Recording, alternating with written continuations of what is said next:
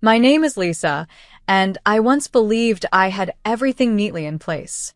I held a prestigious position as the head of marketing, shared a loving relationship with my husband, Ethan, and enjoyed a stable, comfortable life. Financially independent, I took pride in handling our mortgage payments on my own, which added to my sense of achievement. The family was central to our existence. Ethan's younger brother, Brian, and their mother, Amy, were constants in our lives. Having lost their father years earlier, the brothers were devoted to their mother, which I admired deeply. It was heartwarming to see, and it made me appreciate Ethan even more for his dedication to his family. Amy initially seemed to approve of me. During family gatherings, she would engage me in conversations about my job, often remarking with a nod, "Marketing, huh? Sounds important." It was reassuring to feel accepted and valued by Ethan's family, and I was eager to integrate fully into their close-knit circle. Our early years of marriage were filled with joyful weekends, holiday meals, and spontaneous family game nights. I recall one particularly lively Thanksgiving at Amy's, where the laughter and chatter filled the room, creating a warm, inclusive atmosphere. It felt right to belong to this family. However, a shift occurred during a New Year's Eve celebration at Amy's. While refilling my wine glass in the kitchen, I accidentally overheard a conversation that would start to change my perspective. Amy was mockingly commenting on Julie's inexpensive dress in the living room, suggesting that Julie, a single mother doing her best, was out of her depth trying to play with the big boys. This incident made me question the nature of the family dynamics I had admired. The teasing I had once dismissed as harmless took on a more malicious tone over time. Amy frequently gathered with Ethan and Brian to whisper and laugh at the expense of others, making snide remarks about various family members and friends. It felt increasingly uncomfortable to witness. On one Easter Sunday, I reached my limit.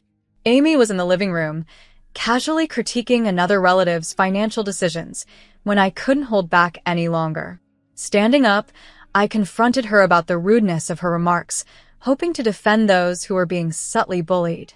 The room fell silent, and Amy, with a sharp tone of sarcasm, dismissed my concerns, suggesting I was too sensitive. At that moment, I looked to Ethan for support, hoping he would stand by me. The realization that my once beloved family gatherings had a hidden undercurrent of meanness was disheartening, and it prompted me to reevaluate the dynamics of the family I had once so eagerly wanted to be a part of. After Ethan's disappointing reaction, family gatherings morphed into an ordeal for me.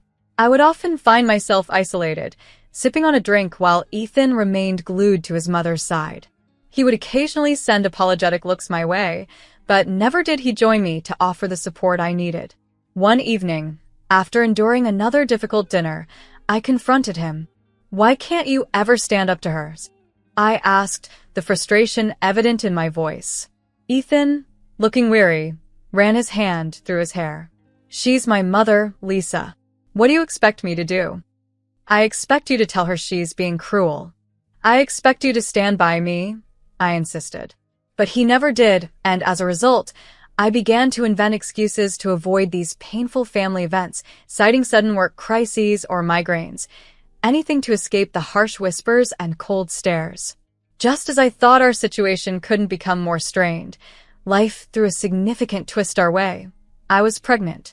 Discovering the pregnancy left me with a mix of emotions, holding the test with shaking hands and calling out for Ethan, who came rushing, concern painting his features.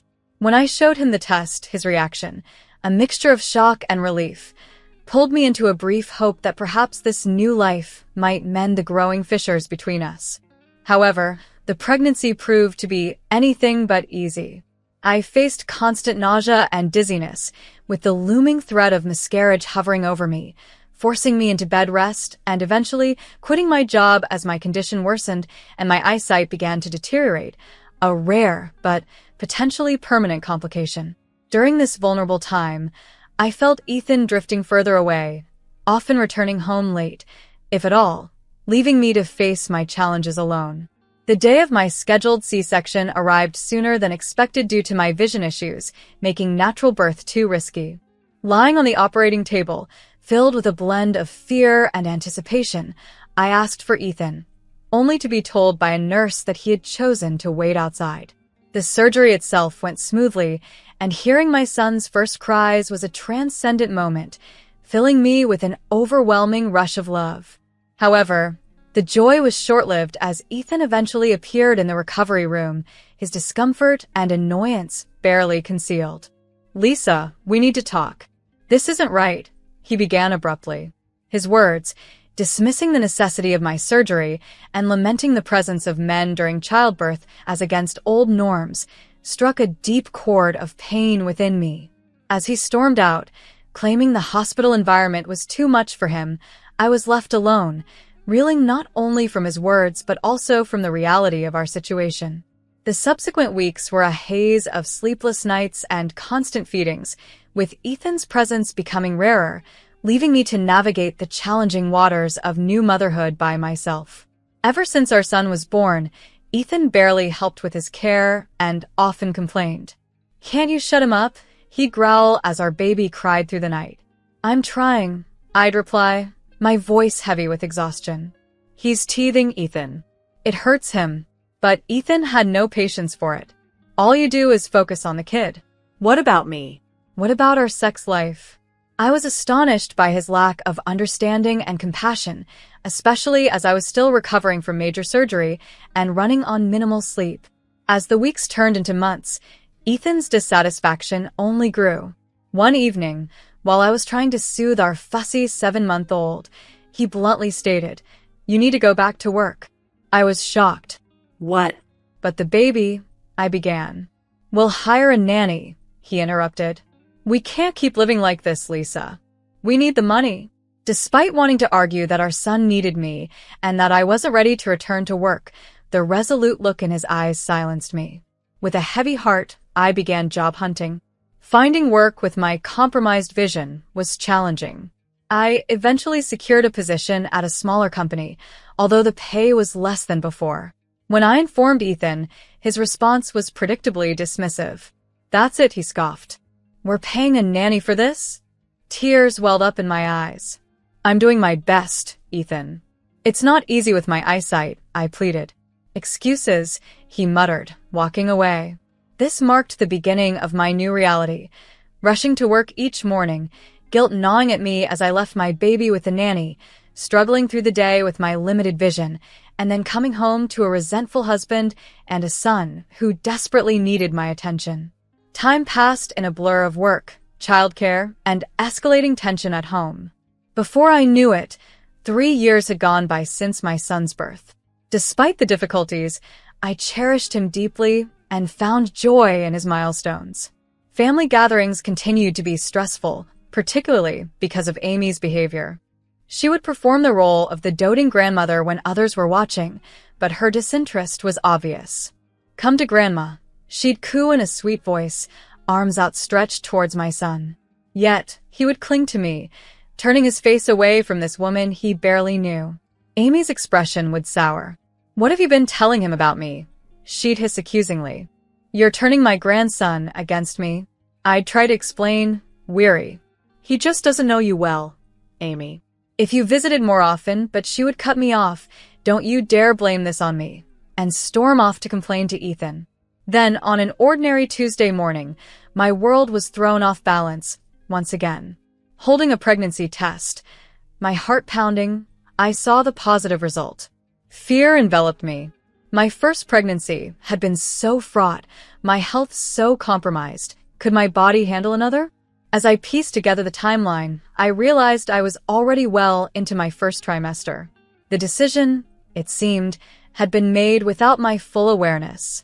With trembling hands, I called Ethan at work to share the news. His response was terse. "What is it?" he asked, a note of impatience in his voice. "Ethan, I'm pregnant," I said, my voice faltering. There was a pause on the other end of the line. Then, dismissively, "Look, Lisa, I'm busy. We'll talk later. Just don't quit your job, all right? We can't afford that." The line went dead, leaving me staring at my phone, feeling more isolated than ever. Thankfully, this pregnancy was less arduous than my first. The morning sickness was bearable, and my vision remained stable, allowing me to continue working. I was determined to support my growing family. However, as my belly grew, the distance between Ethan and me seemed to widen further. He increasingly spent his time at his mother's house, often returning home late. One evening, exhausted from managing our toddler and my pregnancy, I asked Ethan for help as he walked through the door. "Hey, can you read him a story?" "I'm exhausted," I said, hopeful for some assistance. Ethan glanced at us, then at his watch. "Can't." I promised Mom I'd help remove some furniture. "Don't wait up."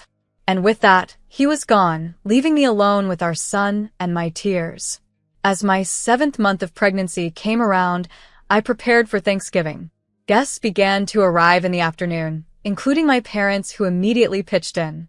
The house filled with the comforting buzz of chatter and laughter. Just before dinner, the doorbell rang again. It was Brian, Ethan's younger brother, and he wasn't alone. "Everyone, this is Christine," Brian announced, introducing his fiancée. The room's mood shifted to joyous congratulations. Amy arrived shortly after, her eyes lighting up at Christine. Throughout dinner, she showered Christine with attention, asking about her job as a manager at a national bank. "How prestigious," Amy gushed, clearly impressed. Then, in a louder voice meant for all to hear, Amy said, "Christine here makes $220,000 a month. Now that's the kind of daughter-in-law I've always dreamed of. Smart, beautiful, successful." Her words stung, especially as she threw a pointed look my way, adding, "Unlike some people who can only pop out babies and breed poverty." I felt my cheeks heat up with humiliation. My mother bristled beside me, ready to defend me, but I gently stopped her, not wanting to escalate the situation. "You know," Amy continued, her voice dripping with faux sweetness, "why don't we continue this lovely evening at that new restaurant downtown?" My treat, of course. Before I knew what was happening, Amy, along with Ethan, Brian, and Christine, were heading out the door. Ethan didn't even glance back. The departure drained the festive spirit from the room, and soon, our other guests began to leave, offering thin excuses. Only my parents remained in their presence a silent support in the suddenly quiet house. But I declined their help, insisting that they too needed to rest. Once they left, I sank into the couch, overcome with tears. As the hours trickled by, my sobs echoed through the quiet house, my hand resting on my growing belly, lost in thoughts of how my life had spiraled to this point. It was nearing dawn when I heard the front door creak open. Ethan stumbled in, reeking of alcohol and cigarette smoke, without a word, heading straight to our bedroom. With trembling hands, I picked up my phone and scrolled through social media. There, captured in a series of photos, were Amy, Ethan, Brian, and Christine, all smiles at an upscale nightclub. The caption stung, "Best Thanksgiving ever with my real family." As my due date neared, a mix of excitement and anxiety filled me. The doctors had scheduled another C-section, given the short interval since my last. Despite trying to focus on the arrival of our new baby, doubts about Ethan clouded my thoughts. One cold winter afternoon, I noticed Ethan unpacking bags full of summer clothes. Confused, I asked, "What's all this?" "Just saw a good sale. Thought I'd update my wardrobe," he replied, avoiding my gaze. It didn't quite add up, but with the baby on the way, I pushed my suspicions aside. I had been saving diligently, ensuring we had enough for the mortgage, bills, and even a babysitter for our 4-year-old. Thankfully, my workplace had approved 3 months of unpaid leave. 5 days before my scheduled C-section, chaos erupted. I was resting when Ethan and Amy burst through the door, urgency in their steps. Following them to our bedroom, I found Ethan hurriedly packing the new clothes. "Ethan," I said, my voice rising with panic, "what are you doing?" "We're all going to Brian's wedding in Hawaii," he replied curtly. "But my C-section is in 5 days. Who's going to take care of our son?" I protested. "You'll manage." "You always do," Ethan said coldly, zipping up his suitcase. Before I could utter another word, he and Amy were out the door, leaving me in a stunned silence. Reality hit me like a tidal wave. Frantically, I checked our joint account, empty. All the money I had saved was gone. With shaking fingers, I called Ethan. What? He snapped when he finally answered. The money. All our savings. Where is it? I stammered. After a pause, his cold laughter filled my ear. We needed it for Brian's wedding gift. Don't be so greedy, Lisa. Then, the line went dead. Suddenly, a sharp pain shot through my abdomen. Looking down, I saw a puddle forming at my feet. My water had broken. Panic gripped me as I realized the imminent risk to my previous C-section scar. Clutching my phone with one hand and my belly with the other, I dialed emergency services. The hospital was a whirlwind of activity, doctors shouting, machines beeping. I awoke hours later to the gentle beeping of monitors, my mother's tear-stained face hovering over me. Lisa, she whispered, squeezing my hand. You're okay? The baby's okay? Slowly, the reality of what had happened set in. I had nearly lost my life. My baby had nearly been lost. 5 days after my emergency C-section, I was feeling surprisingly resilient, both physically and emotionally. The doctors were impressed with my recovery and promptly gave me the green light to head home. During this time, Ethan hadn't bothered to call once, not to check if I was alive, nor to inquire about his new son. At that moment, I realized our marriage had irrevocably broken down. I reached out to my parents, asking if I could stay with them temporarily. They immediately welcomed me and my boys, offering not just a place to stay, but the emotional support I desperately needed. As they doted on their grandsons, I took the opportunity to rest and start researching divorce lawyers while gathering necessary financial documents. A week after leaving the hospital, Ethan finally called. I ignored his first 5 calls, answering only on the 3rd attempt. Where the hell are you? Why aren't you at home? He demanded, his voice a mix of anger and confusion. Calmly, I replied, I'm at my parents' house with our sons. I filed for divorce, Ethan. His reaction was a mixture of disbelief and mockery. Divorce? Are you kidding me? After everything I've done for you, he laughed bitterly. Everything you've done? I countered, anger rising. Like abandoning me right before I gave birth, or stealing our savings? Oh, get over it. He scoffed dismissively.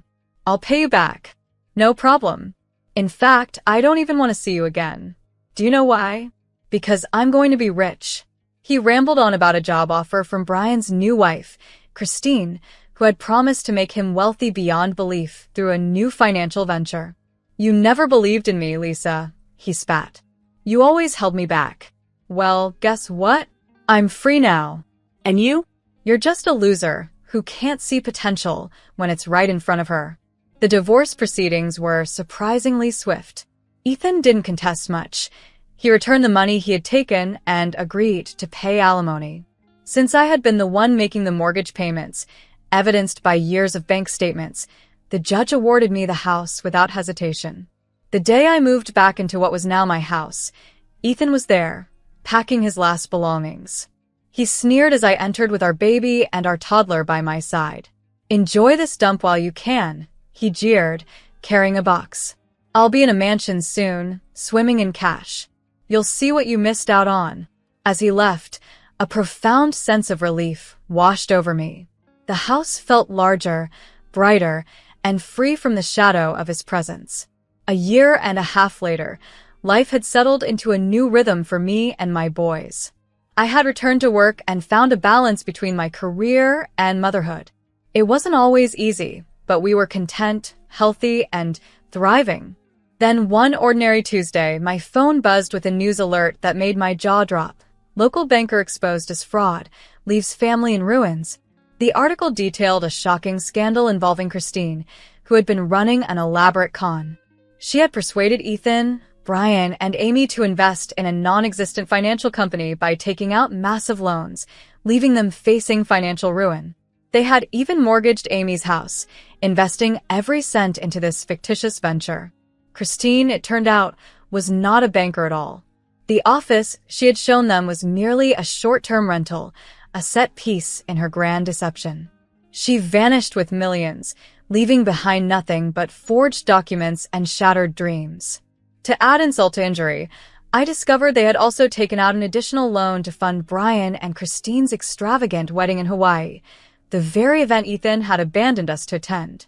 As I read through the shocking details, a mix of emotions swept over me: surprise, disbelief, and I must admit, a hint of vindication. The fallout was devastating. Unable to repay their enormous debts, they lost everything. Amy's house, their cars, and even their personal belongings were seized by creditors. They were left with nothing but overwhelming debt. I learned through the grapevine that Amy had resorted to working as a cashier, barely making enough to afford a small apartment and groceries. Ethan and Brian found themselves in dire straits, their dreams of affluence and success utterly destroyed. I felt a profound sense of relief that I had divorced Ethan when I did, sparing my children and myself from the financial ruin that engulfed my ex-husband's family. Just when I thought I had moved past these tumultuous events, my phone rang. It was Amy's number. Against my better judgment, I answered. "Lisa," Amy's voice came through, timid and unlike her usual commanding tone. "We need your help," she pleaded, asking if they could stay with us. "The children need their father and grandmother," she insisted. "You can't turn your back on family in times like this." I took a deep breath, memories of past hurts flooding back. The Thanksgiving humiliations, being left alone while pregnant and on the brink of giving birth, and all the times they had belittled and dismissed me. "Family?" I replied, my voice firm. "You weren't concerned about family when you left me alone, pregnant and in danger. You weren't concerned about family when you helped steal my savings. You weren't concerned about family when you insulted me." Amy attempted to interrupt, but I pressed on. "I'm sorry for what you're going through, Amy, but I am not responsible for the choices you, Ethan, and Brian made. My priority is my children, and I cannot expose them to the instability you've brought upon yourselves. Please do not contact us again." I ended the call and immediately blocked her number. As I set down the phone, a weight seemed to lift off my shoulders. It was finally truly over.